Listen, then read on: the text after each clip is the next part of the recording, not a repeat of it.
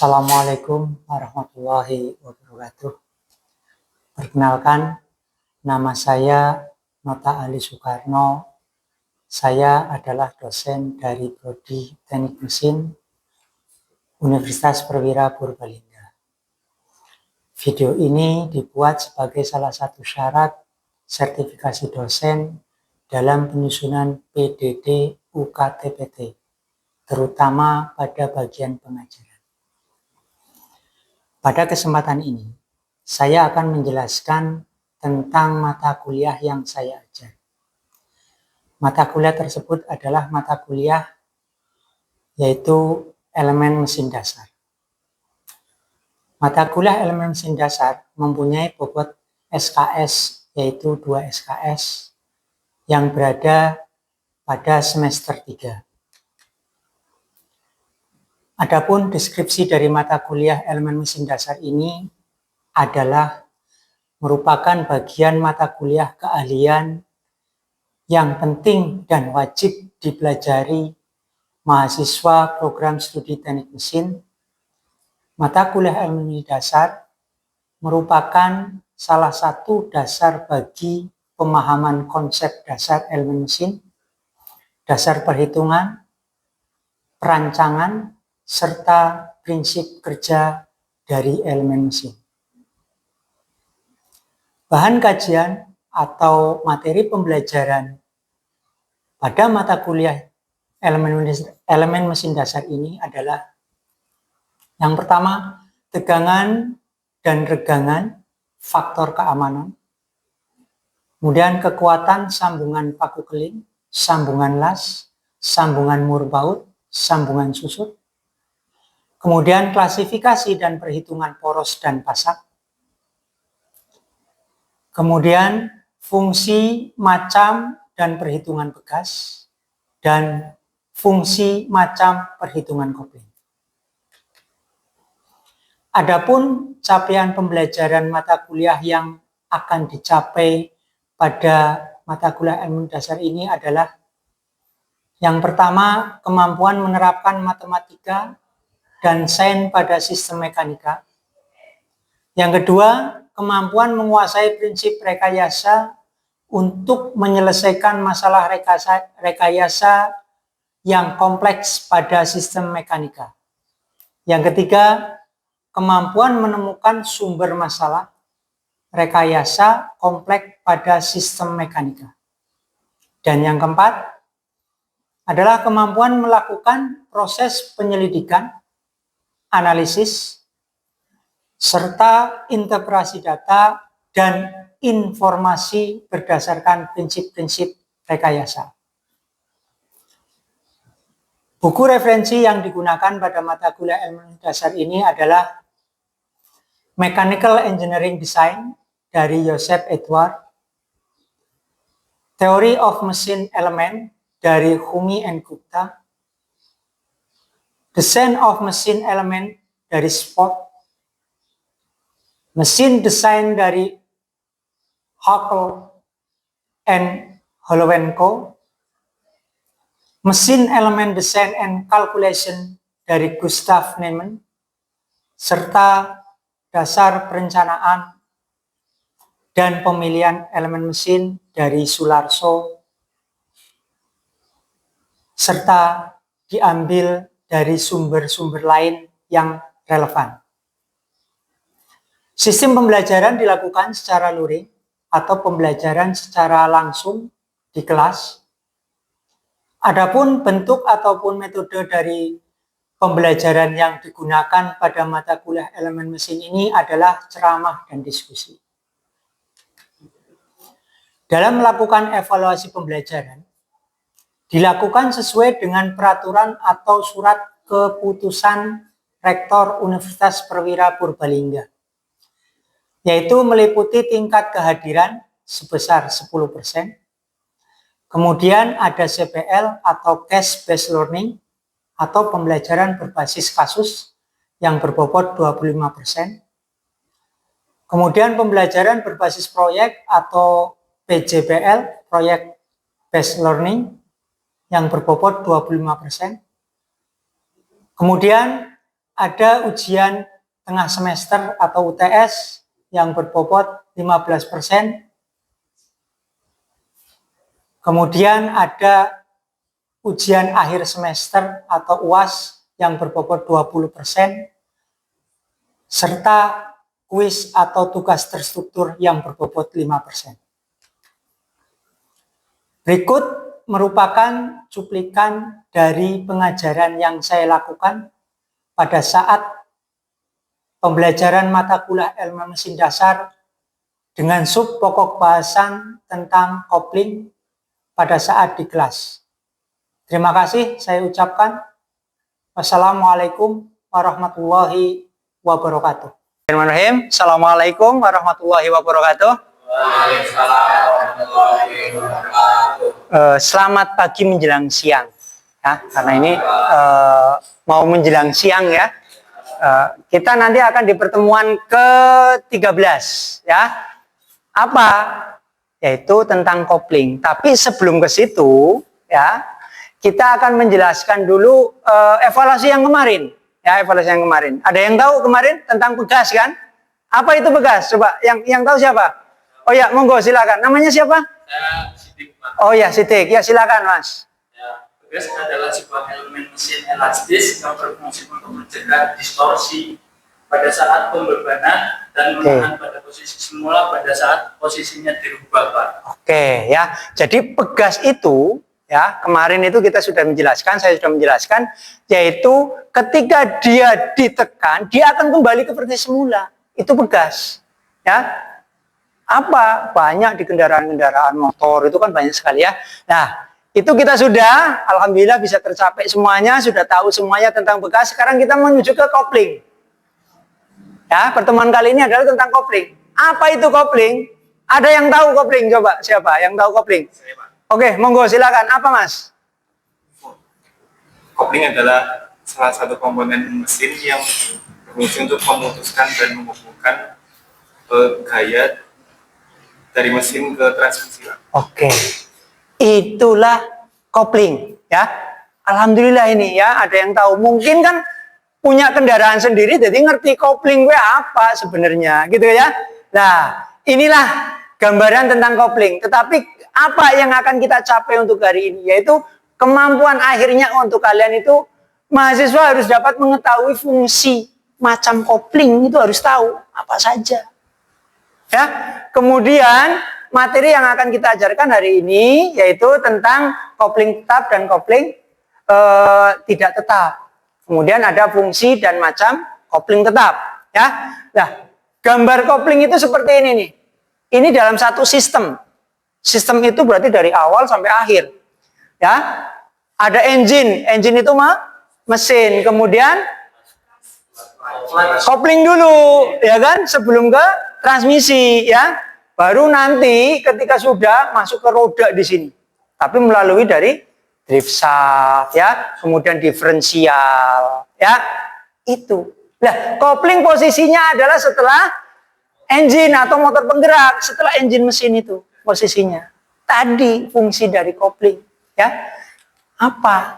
Nah, ini kopling. Kopling terletak di antara mesin dan transmisi. Mesin dan transmisi tadi ya. Nah, fungsinya untuk menghubungkan dan melepaskan tenaga dari mesin ke transmisi melalui kerja pedal selama perkaitan roda gigi. Kalau koplingnya tidak ditekan, ya, itu tidak bisa perpindahan yang namanya roda gigi, nggak bisa. Karena masih nyambung, harus diputuskan dulu. Ya, itulah yang namanya kopling. Nah, kopling itu di dalamnya ini, Mas, semuanya. Ya, ini flywheel itu yang nempel ke engine, mesin. Ya, baru di sini ada clutch disc, pressure plate, diafragma spring, clutch cover. Ini apa saja sih sebenarnya? Nih, clutch cover. Tadi, ya, ini clutch cover. Ya, apa itu clutch cover? Clutch cover adalah apa? Yaitu komponen yang terikat pada flywheel, pada mesin itu ya. Nah, dan sebagai penutup kopling, menutupi. Ya, untuk penutupnya kopling. Kemudian ada clamp disk yang biasa kita sebut adalah kampas kopling. Ya ini clamp disk. Ya, fungsinya untuk memindahkan tenaga dari mesin ke transmisi dengan lembut. Ya orang lagi kasar mengko blok begitu kan ya. Kalau ada ini kan enak, lembut ya. Dan tidak selip nanti. Kemudian ada diafragma spring atau bekas diafragma, yaitu berfungsi menekan dan menarik pressure plate pada cloth cover. Ini fungsinya. Kemudian release bearing. Bearing itu adalah bantalan atau kita bisa sebut apa namanya? Laher. Itu laher bearing ya. Berfungsi menekan dan menarik diafragma spring pada cloth cover. Kemudian ada release fork. Release fork itu tuas untuk memindahkannya. Tuas untuk melepaskannya, supaya antara mesin dan transmisi itu terlepas supaya transmisinya bisa bergerak. Itu. Kemudian, ini rangkaian kopling itu ada tutup kopling, plat kopling dan mekanisme, mekanisme penggerak. Ini adalah tutup kopling, ini tutup koplingnya ya. Ini tutup kopling, plat cover. Keuntungannya penekanan terhadap plat kopling kuat. Kerugiannya tenaga untuk menekan plat kopling berat. Karena memang kita harus injak gitu kan ya. Itu agak berat itu ya. Itu. Kemudian plat cover tipe diafragma ya. Diafragmanya mana sih Pak? Ini ada diafragmanya nih. Ini diafragmanya. Keuntungan tenaga penekanan ringan kalau ada diafragma. Tadi tidak ada, ini sekarang ada diafragmanya. Penekanan plat kopling lebih merata. Semuanya ketekan. Jadi kampasnya itu kalau habis pun ya sama semuanya. Itu. Kemudian kerugiannya penekanan terhadap plat kopling lebih kecil ya. Ini. Kemudian disklat atau plat kopling ini yang kita sebut kampas kopling. Orang tahu ngerti ya? Nah, ini ada ini sekarang. Ngerti. Biasanya nempel di toko-toko kalau yang di pinggir jalan ya, itu banyak gitu ya. Ini ada facing bidang gesek untuk meneruskan tenaga putar dari mesin ke transmisi. Kemudian ada cushion plate untuk memperlembut saat kopling berhubungan. Mana cushion plate itu? Nih. Kalau nggak ada ini kasar dia untuk memperlembut. Kemudian ada torsion damper untuk meredam kecut. Spring lah bekas tadi ya. Bekas itu kan untuk meredam kecut. Ini juga ada supaya tidak ada kejutan. Cloth hook menghubungkan, fungsinya menghubungkan ya. Kemudian paku keling untuk menyatukan paku kelingnya itu. Kita lanjut. Kemudian ini mekanisme pengontrolannya ya, ditinjau dari sistem pengontrolannya, yaitu kopling ada dua, kopling mekanis dan kopling hidrolis ya. Itulah. Ini kopling mekanis. Mekanis itu adalah pakainya kawat gitu loh. Pakai kawat. Itu kan kalau kopling motornya kalian gitu kan, kawatnya kan ada ya. Nah, itu mekanik gitu. Tapi apa yang namanya kopling hidrolis? Hidrolis itu kayak rem. Kayak remnya depannya kalian itu atau rem belakang lah ya. Di rem itu kan pakai oli. Nah, kalau kopling juga ada yang pakai oli gitu. Keuntungannya apa? Ringan tenaganya. Kalau pakai kawat itu kan kerugiannya ini kelebihannya. Kehilangan tenaga akibat gesekan lebih kecil. Makanya ringan kan? Itu kan? Sehingga penekanan pedal kopling lebih ringan, ya kan? Ditekannya lebih ringan kalau dia pakai hidrolis. Kalau waktu itu kan apalagi short neyeng ya. Kalau sudah karatan itu kan ya kan? Apot berat gitu ya. Itu. Kekurangannya memang konstruksinya lebih rumit. Ya, biasanya lebih rumit. Apalagi kalau bocor, aduh ya, repot lagi. Ya kan? Itu. Kemudian sistem kopling jika tinjau dari pengoperasiannya ya. Jadi ini jenisnya koplingnya ada kopling manual, kopling otomatis dan torque converter. Apa ini semuanya? Ini kopling manual. Kopling yang bekerjanya diatur oleh handle kopling. Intercoupling ini atau ini. Ya kan? Nah, itu. Ya. Kemudian apa juga yang namanya, ini cara kerjanya ini. Ini kalau sepeda motor cara kerjanya seperti ini. Ya. Ada yang bisa pakai ini yang perempuan? Oh, nggak bisa. Sekarang modelnya pokoknya kopling otomatis dengeng, nah, jalan ya kan? Itu. Ini. Kemudian ada ini kopling sentrifugal atau otomatis ya. Kopling ini ya, yang cara kerjanya diatur oleh tinggi rendahnya putaran mesin.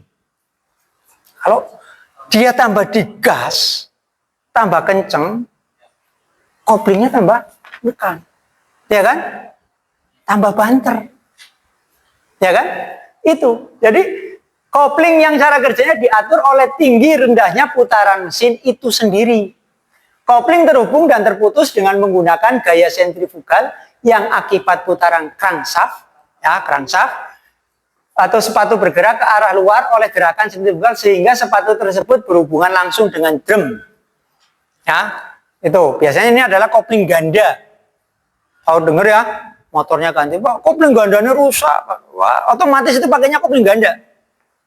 Matic, Beat, Vario itu pakainya kopling ganda. Di dalam mangkokan yang di dalam itu ada kopling gandanya. Semakin kencang putarannya, dia semakin menekan semakin. Ya, itu. Kemudian cara kerjanya tadi ya, ini bekerja mengandalkan komponen kopling sentrifugal yang bekerja mengikuti kecepatan putaran.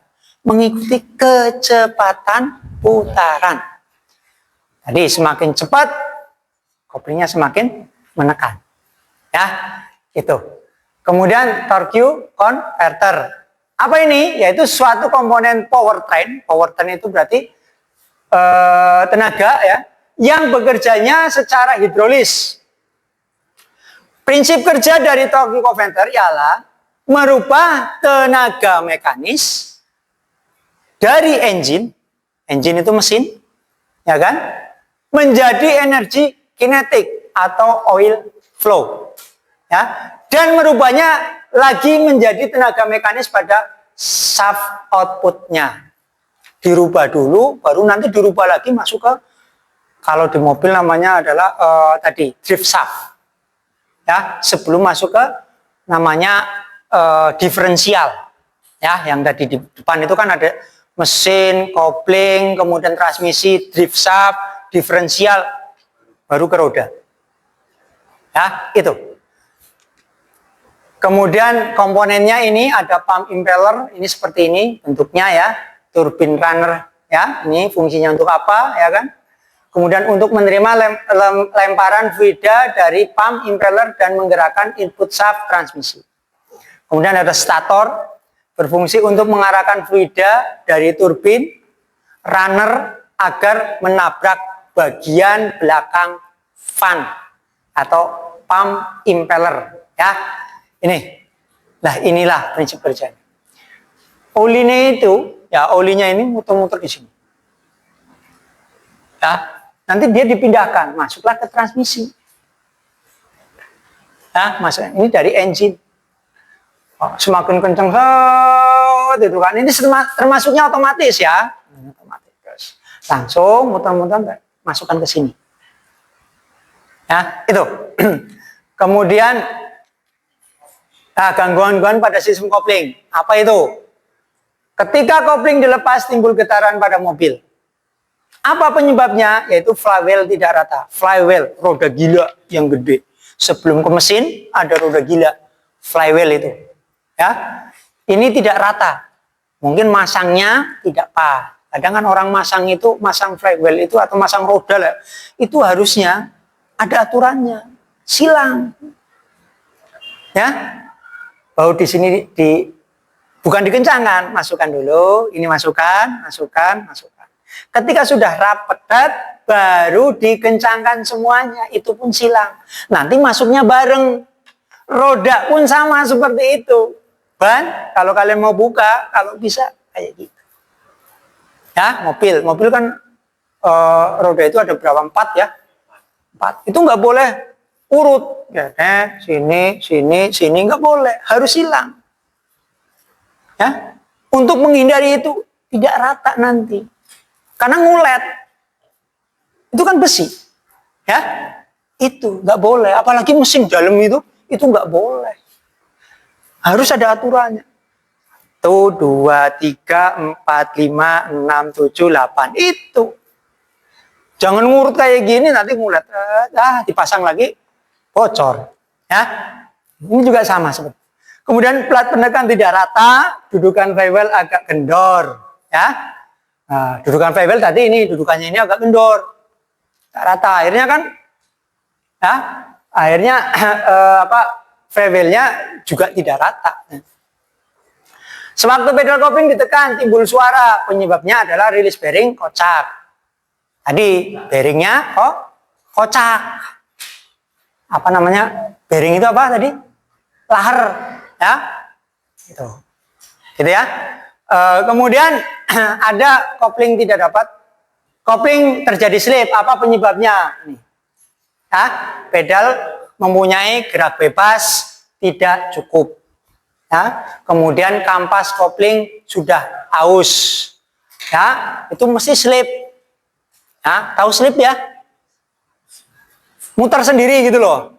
Ya, itu urung ditekan habis muter dewek. Nah, itu slip terjadi. Ya, ini karena ini seperti ini. Dan yang lainnya itu, sudah selesai. Sampai di sini, ada pertanyaan? Mungkin ada pertanyaan? Monggo, siapa dulu? Oh, ini dulu ini. Tadi perempuan sudah. Kamu? Ya, Ayo. Saya baru ada karepin untuk bertanya. Ya. Kekurangan dari kopling manual itu apa sih? Oh, kopling manual. Tadi kita sudah kalau nggak salah di sini ada ya. Oke, nanti kita lihat kopling manual. Nah, ini kopling manual. Apa itu kekurangan dari kopling manual? Ya, sebenarnya kopling manual itu kekurangannya adalah ketika dia bekerja, pengemudi itu ketika dia baru belajar, dia susah untuk belajar. Ya, kemudian proses pergantian giginya memerlukan perhatian manual. Pindah gigi, ke urung dilepok, nah ini ditekan kudu ditekan disit kan, ya itu harus diperhatikan dulu. Saya mau mindahkan gigi, koplingnya tekan dulu. Yes. Nah ini yang manual, kudu kayak disit. Makanya orang belajar mobil itu lebih baiknya memang belajarnya adalah yang manual dulu. Kalau yang matic dulu. Kita tinggal gasnya jalan, ya kan? Coba, kau pakai yang manual, bingung ya kan? Wah, itu memang kekurangannya seperti itu. Tapi dia ada kelebihannya juga, ya. Ketika ditanjakan, dia bisa setengah kopling, ya. Koplingnya dianggap ditekan, setengah kopling kan? Nanti setengah kopling, tenaga kan lebih kuat nanti. Coba motornya kalian, motor laki-laki itu kan ya. Kalau mau nanjak itu setengah kopling itu kan tenaganya kuat, gitu kan ya? Ya memang lebih cepat aus kampas koplingnya. Oke, paham? Oke, berikutnya Mbak, ada dia apa? Mbak dulu, nanti laki-laki dulu. Ayo, apa? Iya Pak, itu? Oh, fungsi utama. Tadi kayaknya sudah awal ya, sudah dianukan. Fungsi utamanya adalah membebaskan dan menghubungkan putaran mesin ke transmisi. Itu fungsi utamanya. Selain ada fungsi-fungsi yang lainnya, tapi fungsi utamanya itu. Kenapa? Kalau tidak ditekan koplingnya, dia tidak bisa terputus. Kalau tidak terputus berarti gigi tidak bisa berpindah. Kalau nasi muter kok, ya kan? Nggak bisa, ya kan? Itu fungsi utamanya itu. Cuma memutuskan dan menghubungkan putaran mesin ke transmisi. Fungsi utama. Ya, yuk, kamu. Saya mau nanya Pak, kelebihan dari kopling otomatis itu apa sih Pak? Ini tadi melanjutkan dari kopling manual ya. Kopling otomatis ya itu kemudahannya banyak banget. Coba kamu mengendara di area yang macet. Pakai kopling manual dan kopling otomatis. Enak mana? Otomatis. Oh iya, orasan jajak pindah gigi mana? Tiba gas rem. Macet ya direm, ya kan? Itu yang paling bagus. Itu ya, paham ya? Banyak yang lain. Nah, dari semuanya ini kita bisa menyimpulkan. Ada yang bisa menyimpulkan? Monggo. Oh iya, Mas Slamet ini. Jago silat. Izin menyimpulkan, Ya, ternyata kopling itu penting dalam sistem transmisi kendaraan, oke. itu mobil ataupun motor. Karena kopling itu berfungsi untuk menghubungkan dan memutuskan putaran mesin ke transmisi. Kopling juga memungkinkan perpindahan gigi yang halus dan mencegah hentakan saat mengganti gigi, serta menggunakan tenaga dari mesin ke roda. Secara sederhana, kopling bekerja dengan prinsip gesekan antara plat kopling dan flywheel atau roda gila Ya. untuk menghubungkan atau memutuskan putaran mesin. Ya. Gitu, Pak. Dengar semua tadi? Nah, mudah-mudahan ini semuanya sudah bisa gitu kan ya. Jadi nanti dari pelajaran ini, mata sub ini saya alhamdulillah ada yang bisa menyimpulkan. Berarti kan minimal tahu. Itu ya. Nah, nanti pertemuan berikutnya kita akan beda lagi ya. Sebelum ke UTS, ke UAS nanti ada. Ya. Itu? Ada pertanyaan lain yang lain? Cukup? Happy nggak hari ini? Oh iya, orang mesin itu harus happy, ya kan? Jangan takut kotor, ya. Tapi tidak boleh kotor-kotoran. Oh iya, gitu ya. Itu aja dari saya untuk pertemuan kali ini. Terima kasih sebelumnya. Mohon maaf. Assalamualaikum warahmatullahi wabarakatuh. Waalaikumsalam warahmatullahi wabarakatuh.